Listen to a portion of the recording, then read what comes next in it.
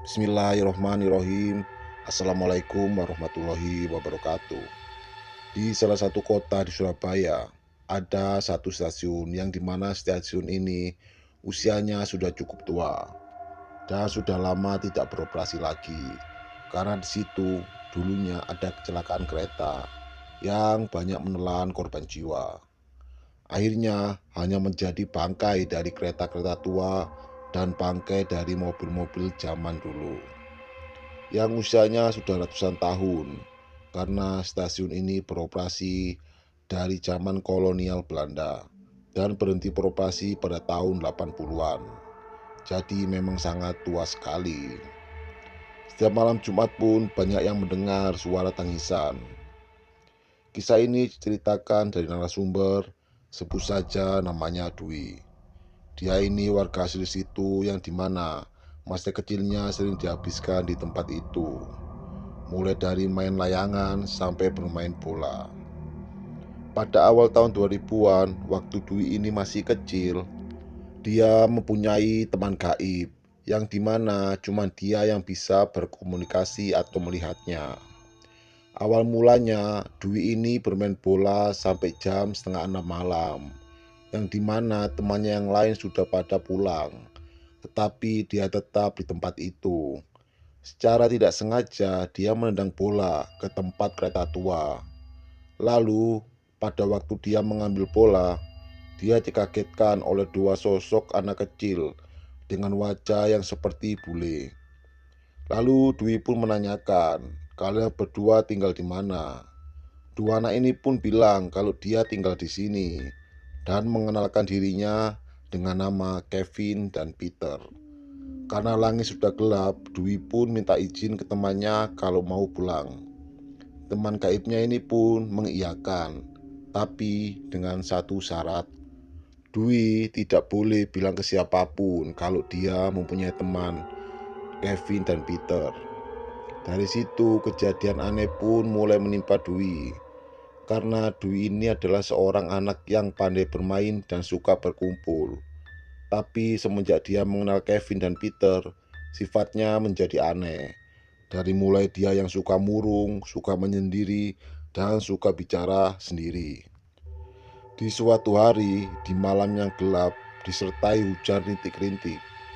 Dengan polosnya, Dwi keluar rumah dan datang ke tempat stasiun tua ini.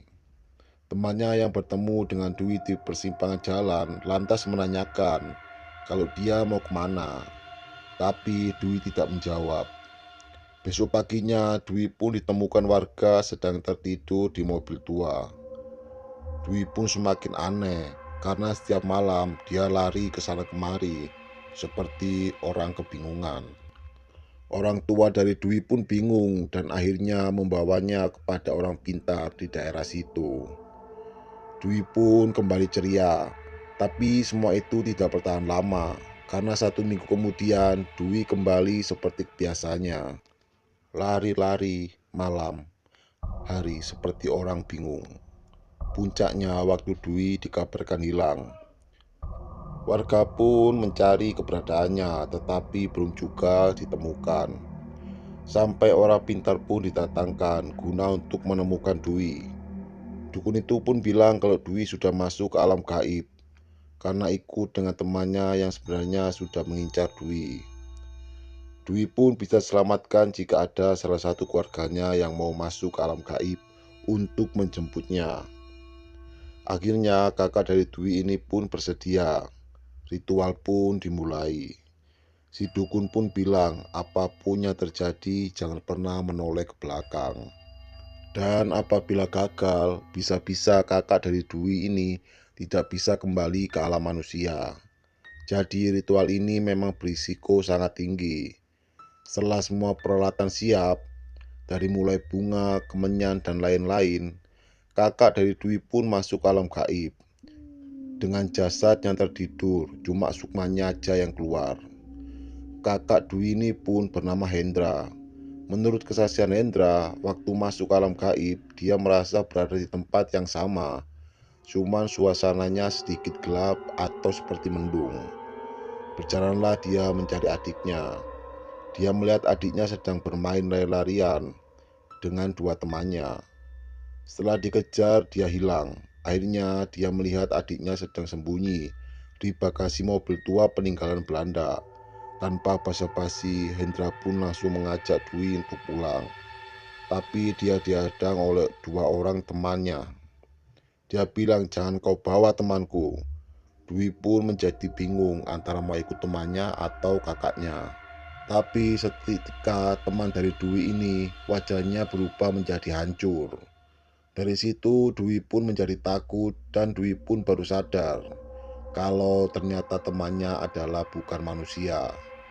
Singkat cerita, Hendra dan Dwi pun mengikuti arah cahaya sesuai instruksi dari si dukun. Akhirnya Hendra pun terbangun, tapi masalahnya Dwi di mana? Si dukun pun bilang kalau Dwi sudah keluar dari alam gaib.